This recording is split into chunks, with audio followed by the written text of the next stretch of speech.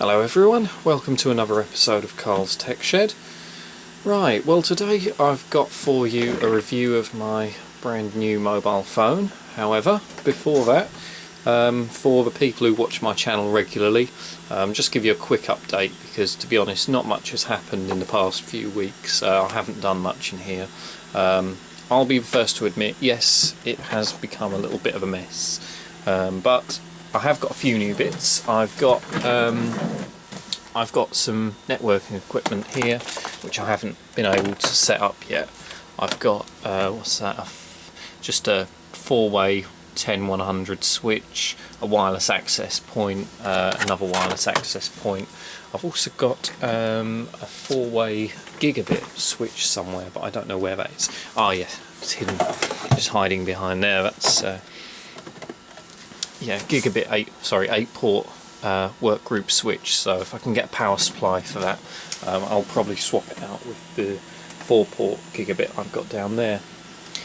One other thing, I've got another server there which I bought recently. It's a 1.8 gigahertz dual core Pentium D, 80 gig SATA drive, 2 gigs of memory, and it's also got a 4-port gigabit PCI Express network card, which I thought was quite handy. So eventually I'll probably be turning that into a mail server. Right, now on to the important bit.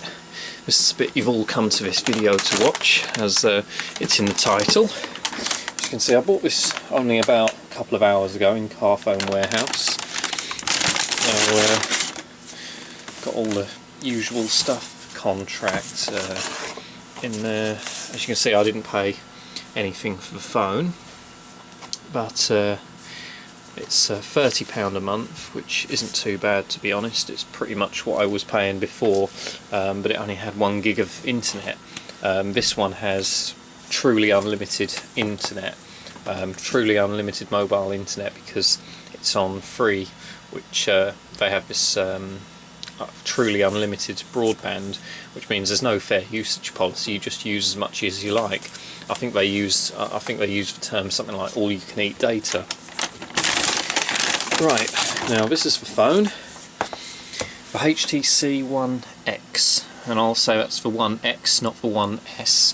This is the one with the quad-core processor, 32 gigabytes of onboard storage, 1 gigabyte of memory, and another really handy feature in this phone is NFC, which stands for Near Field Communication. This has had a little bit of bad press in the last few weeks, simply because someone's developed an app where you can steal people's credit card details, which are on those WavePay credit cards, things like that. But I think it's all a bit hype really. It's a really handy bit of technology because you'll be able to use it as an Oyster card, and because I live in London, that's going to be really handy for me. Also, I'll be able to use, possibly in the near future, use bank cards and such with the near field communication built into the phone. Now on the back, I'll just go through the specifications which are on the back.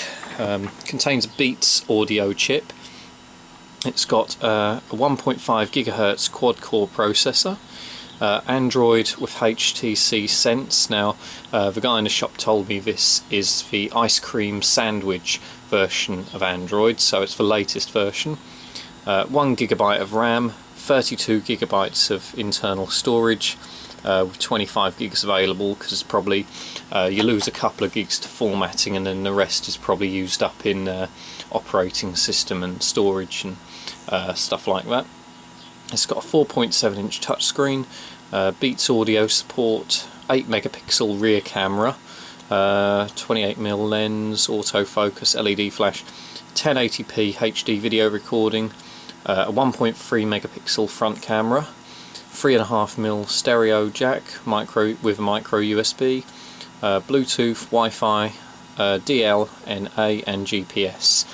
Now I'll be careful to cover my IMEI number here, but it also takes a micro SIM, which it's the actual chip is the same size as a normal SIM card, but it's got a lot less plastic around it than a standard SIM card, But apart from that, it's a really good handset. I mean, the guy in the shop said that it's this is the first one he's actually sold, and it's only just come out less than a week ago.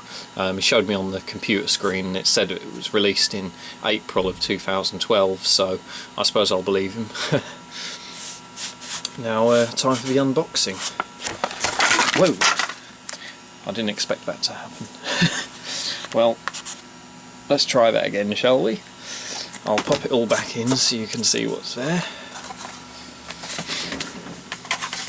I was just about to say, it looks to me as if HTC have removed a lot of the unnecessary packaging and replaced it with eco-friendly cardboard. In other words, it's cheaper for them to give us cardboard packaging instead of plastic. So this is the phone. The only reason there's a few bubbles under this is because the guy in the shop was he took the screen protector off without asking me. I was like, if he'd have asked me, I was like, no, I'm going to do an unboxing video when I get home. But never mind, he just ripped it off anyway. But I was able to get it back on, but left a few bubbles. Anyway, so that's the actual handset itself. He's already put the SIM card in there for me, but it goes just in the top there. That's the micro SIM slot. Now, the unusual thing about this is, I mean, apart from the iPhone, all the other phones I've ever had, you're able to remove the battery. On this one, you can't remove the battery. So when the battery starts to fail, usually after about a year, I find with these phones, the battery starts to fail after about a year. You can't actually replace it, which is precisely the reason why I bought the additional insurance on it, because that covers loss, theft, accidental damage, water damage, you name it, and it's only about an extra £9 a month, something like that. And for a £550 phone,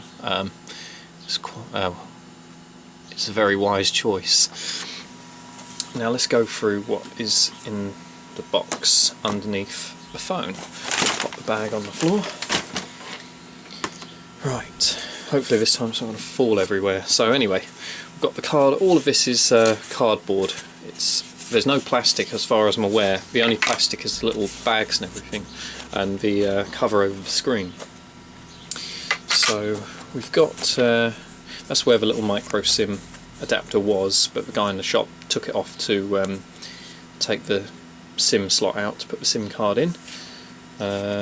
Just got to use, what's this? Yeah, it just says how to insert the SIM card, and we've got warranty information, basically saying don't drop it, don't lose it, it's not our responsibility, but we will cover it if it breaks down. So a probably 100-page book summed up in less than 5 seconds. Safety and regulatory guide. What's this all about? Oh yeah, don't use it in petrol stations, and don't use it if don't put it in direct sunlight. All the usual sort of no shit Sherlock sort of thing. The stuff which only an idiot wouldn't. The only stuff that only an idiot would do. I don't know why they've given me a load of these, but it says welcome to free, my account, something or other. What's that? Accessing? Yeah, just all the usual gump that they give you. Return or exchange? Nope. No, I'm not going to be doing that. I'm happy with this. Right, again, no plastic. It's all cardboard. Now we get through, we've just got a charger. Well, that's a European, sorry, UK charger. I don't know what I meant to do with that. Oh yeah, there's a USB port on the top. I was going to say there's no cable in there.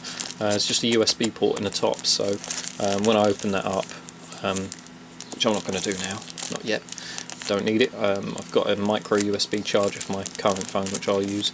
You just plug the USB port, USB socket in the port on the top. What else? I've got a pair of Beats headphones. Don't know whether I'll be using them. I'm happy with the proper headphones I've got, not these little earbuds. They sound nowhere near as good, in my opinion. And what's this? Oh yeah, USB cable. So that's it. That is everything. Oh yeah, and the micro SIM card adapter. That's the actual size of the micro SIM card, by the way. I'll just compare that to the size of the phone. So you can see how tiny these normal SIM cards are. Tell you what, if I get my phone out of my pocket, this is one I've had for a couple of years now, I'll show you the difference between the two.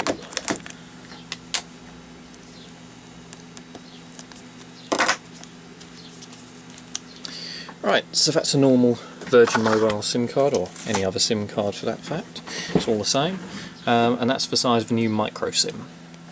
There we go, less reflection there. Now if we turn it over, we'll see that the actual chip is pretty much the same size. All they've done is removed a load of plastic. They haven't really done much, they've just cut off all the plastic around it and said, well, you know what, these phones today, we don't need all of this plastic around here, we'll just have the chip and about 90% less plastic around it, which means you can get, well, just means you save a lot of space with messing about with plastic in the phone. Right, so let's turn this on now. Let's move this. Oh, by the way, the phone I probably had, I can't remember what I told you in a previous video, but it's just a HTC Desire, not the S, not the XL, nothing special, just a HTC Desire, which I've had for nearly 2 years now. Just come to the end of my 18-month contract. So we'll throw all that to one side, let's get rid of all of that. Right, now as I said, the guy in the shop did set this up for me, transferred all my contacts and Google and God knows what else onto it, so if it pops up and I'll get comments saying, oh, it's not an unboxing, it's a used phone. No, it's not a used phone, no, the guy just turned it on in the shop and transferred everything over to it.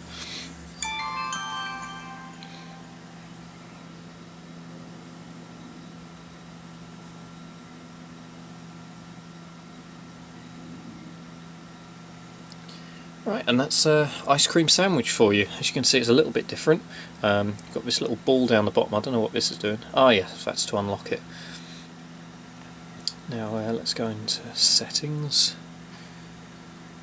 I'm still getting used to this. Played with it in the shop for a minute, but it's a completely different version of Android to what I had. So let's have a look. Where's settings? Settings. There we go. Right then, so we've got all the usual stuff, mobile network switched on, NFC, here we go. This is what I was interested in, because as far as I'm aware, this is one of the only phones available in the UK with near field communication. Now, what this means is not just for payments and things like that. If you've got someone else with another one of these phones, or another near field communication compatible phone, as long as you've got near field communication switched on and you've got it set up right, you can bump the phones together, just put them together back to back. So for example, if this were, where's my old one? Here it is. Let's just pop it back on for a sec. Yeah, so let's say for instance this was a near field communication phone, so I'd put that like that. I'd let's come out of that. I'd pop that on top there, like that, and immediately it'd pop up and say, oh, by the way, you've linked me up to another NFC phone, here's some information, and it'd give me that the information that person wants to share, whether it's their phone number, Facebook, email, whatever. So that's really handy. Wi-Fi Direct, now I'm pretty sure that's going to be something like ad hoc Wi-Fi, so you'd be able to link two phones together without a router to increase the speed. It's much faster than Bluetooth, much faster than sending stuff over Bluetooth between two phones, because this actually supports wireless N, which is up to around 300 megabits a second in optimum conditions. Let's go back again. I say I'm still learning this, so I haven't even put any apps or anything on here. As you see, I've just taken it out of the box. The last time I saw this switched on was in the shop when the guy was setting it up. But it's a fantastic phone, and I mean, for what it is, it's really slim for what it does. And part of the reason is because the battery is built in and it's non-replaceable. Now, it's got these 5 little contacts here. It has no indication, there's no logo, there's nothing like that to indicate what they're for, but I'm probably guessing there's something to do with, it's probably going to be for like a docking station for music or something like that. It's got the Beats Audio speakers in there, it's also got the Beats Audio chip and the Beats Audio headphones included. I haven't tried any of that yet, and I'm not going to try and play any music on here, because if I do, my this video will probably be removed by YouTube or something silly, but I mean, as far as I'm aware, Beats Audio is one of the best you can get for mobile phones. So right, we've got something's popped up about premium navigation. I'm guessing they want me to pay for a sat-nav service or something on there. I'm not going to be doing that. I'm happy with Google Navigate. Well, I mean, the touchscreen is really responsive. There's no lag. It's very similar to the interface on the iPhone or iPod Touch. It's much better than the earlier Android phones, where there was a few milliseconds of delay, which might not sound like a lot, but you actually noticed it compared to, say, an iPhone or an iPod Touch. Now, if we go back to the home screen, I mean, you can see that it's a really clear screen. I'll see if I can zoom in a bit on that. I don't like zooming in usually, but let's give it a go. Oh, no, it's gone too far. Yeah, I mean, there's no pixelation whatsoever. I mean, that is a really powerful, there's a really powerful processor in there which is driving the screen. It's actually a 5-core processor, but 4 cores are reserved. Sorry, 1 core is reserved for the system, and the other 4 cores are for applications and things like that. So yeah, overall it's a fantastic phone. As I said, 8 megapixel camera on the back, 1.3 megapixel camera on the front, which is for video calling or Skype or anything like that. It's got a micro USB just on the side there for charging, and again, headphone socket on the top, and the micro SIM port on the back. But yeah, fantastic phone. I'll let you know how I'll get on with it in the next few weeks, and see if I can get this near field communication working in some way, shape or form. But yeah, if you've got any questions, just leave me a comment. But thanks for watching my video, and hopefully I'll have a few more up in the near future.